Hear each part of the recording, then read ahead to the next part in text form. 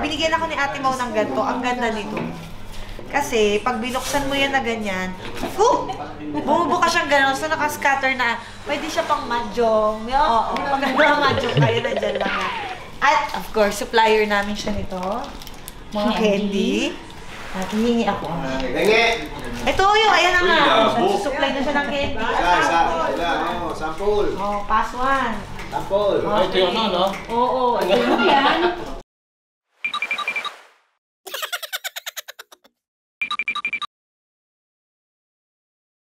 Ayan o. Powder. Ano to? Sa mga kalikati. Ah, I'm an itching girl.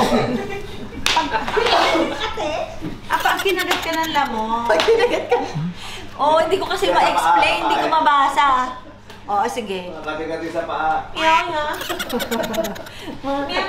Hindi niya pag may alay ka sa pusa. Oh, ayan. Kung may kati-kati siya. Pag may makati. Lalong kakate. Ang galing, no?